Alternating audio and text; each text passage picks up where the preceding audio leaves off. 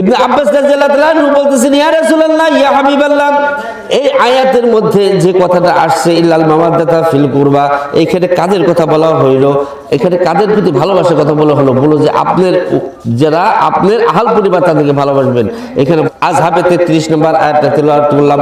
ওই আয়াতের তাফসীরের মধ্যে ইবনে কাসির রাহমাতুল্লাহ আলাইহি বলেন, এর মধ্যে আছে মা ফাতেমা, হাসান, হোসেন, হযরত আলী, এরাই হইতেছেন আমার রাসূল পাক সাল্লাল্লাহু আলাইহি ওয়াসাল্লামের খাস আহলে বায়াত, খাস আহলে বায়াত এবং খাস আহলে বায়াত। বলেন সুবহানাল্লাহ। লা ইলাহা ইল্লাল্লাহ, জোরে লা ইলাহা ইল্লাল্লাহ, লা ইলাহা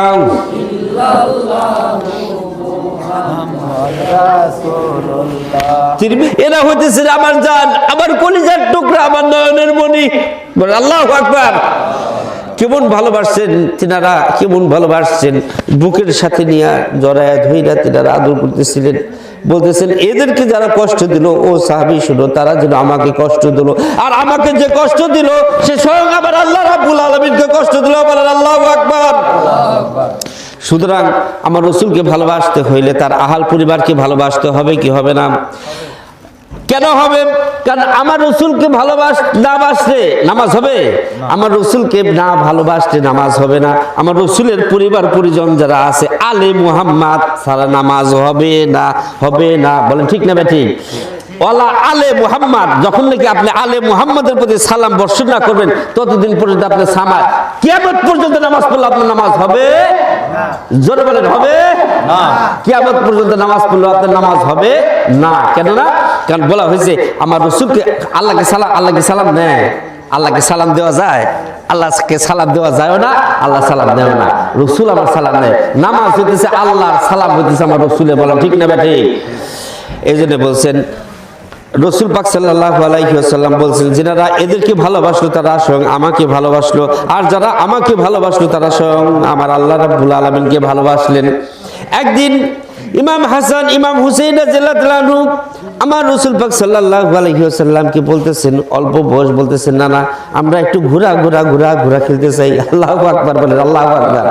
আছে না, যেমন আমার ছেলেরা আমি মাঝে মধ্যে দেখি যে আমার আব্বুকে, আব্বা দাদা একটু ঘোরা সাজা, আমি একটু ঘোরা খেলাম। আমার আব্বু দেখি ঘোরার মতো একটু বসে একটু উপরে খিকি করে, বাচ্চাও খুব আনন্দ পায়। বলে সুবহানাল্লাহ। নাতিদের সাথে এরকম করবেন, এটা সুন্নতে রাসূল। কি বলেন? সুন্নতে রাসূল। একটা সুন্নতে রাসূল তাজা করতে পারলে তার জন্য নেকি আছে না লস আছে? লাভ আছে, তার জন্য লাভ আছে। এই জন্য আমার রাসূল পাক সাল্লাল্লাহু আলাইহি ওয়াসাল্লাম কি বলতেছেন, ইয়া নানা জান আপনি একটু ঘোরা হন, আমরা দুই ভাই একটু ঘোরা খেলতে চাই। আমার রাসূল পাক সাল্লাল্লাহু আলাইহি ওয়াসাল্লাম হাঁটু গেড়ে যখন নাকি ঘোড়া সেজে বসলেন এবং বললেন, ও নানা ভাই তোমরা দুইজন আমার পিঠের উপরে সওয়ার হও। যখন নাকি ইমাম হোসেন, ইমাম হাসান রাদিয়াল্লাহু তাআলা আনহু দুই ভাই পিঠের উপরে সওয়ার হয়েছে, বাবা দুই ভাই পিঠের উপরে সওয়ার হওয়ার পর আমার রাসূল পাক সাল্লাল্লাহু আলাইহি ওয়াসাল্লাম খুব আনন্দিত হয়েছেন।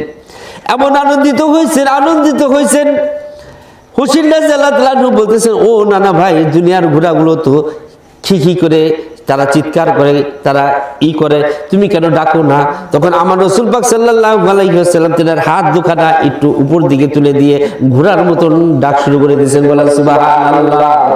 একবার না দুইবার করে আমার রাসূল পাক সাল্লাল্লাহু আলাইহি ওয়াসাল্লাম এইভাবে করে দুইবার করে ঘোড়ার মতন যখন ডাক দিয়েছেন, কিছুক্ষণ পর ঘাড়ের থেকে, পিঠের থেকে আমার দুই নয়নের মণি, আমার রাসূলের দুই নয়নের মণিকে তিনি নামায়া দিয়ে তিনি সিজদায় পড়ে গেছেন। সিজদায় পড়ে বলতেছে, আল্লাহ আল্লাহ আল্লাহ, আমার দুই নয়নের মণিকে আমি আদর দিতে গিয়ে, আমার দুই নয়নের মণিকে আমি ভালোবাসা দিতে গিয়ে আমার উম্মতের কথা ভুলে গিয়েছিলাম। আল্লাহ আবার আমার রাসূল পাক সাল্লাল্লাহু আলাইহি ওয়াসাল্লাম সিজদায় পড়ে উম্মতি বলে কান্না শুরু করছেন। যখন নাকি আমার রাসূল পাক সাল্লাল্লাহু আলাইহি ওয়াসাল্লাম উম্মতি বলে কাঁদতেছেন, তখন আল্লাহ রাব্বুল আলামিন বলেন, জিবরাইল যাও আমার বন্ধুর কাছে যাও, আমার বন্ধুর কাছে যাইয়া এখনই সংবাদটা পৌঁছাও। বলে কি আমার রাসূল পাক সাল্লাল্লাহু আলাইহি ওয়াসাল্লামের কাছে যায় বলো, আমার রাসূল যখন নাকি তিনার দুই নাতিকে নিয়ে ঘোড়া খেলতেছিলেন, আমি আল্লাহ স্বয়ং তখন আরশে আজিমে ফেরেশতাদেরকে নিয়ে আনন্দ করতেছিলাম। বলে সুবহানাল্লাহ। যখন নাকি তিনি তার নাতিদেরকে নিয়ে আনন্দ করতেছিলেন, ঠিক সেই মুহূর্তে আমি ফেরেশতা লইয়া আমি আল্লাহ নিজে আরশে আজিমের মধ্যে আনন্দ করতেছিলাম। সুবহানাল্লাহ।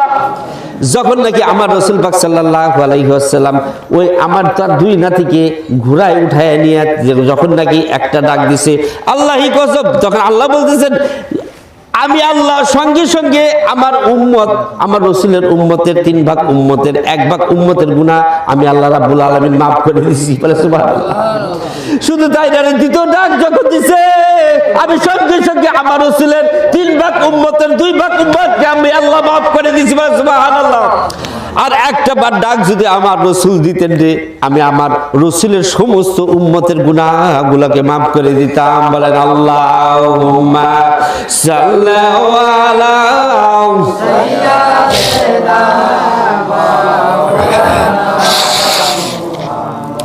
ওয়া আলা আলি সাইয়্যিদিনা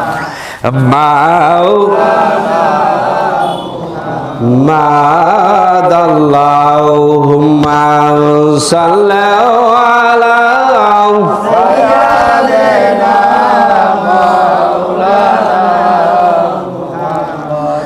wa ala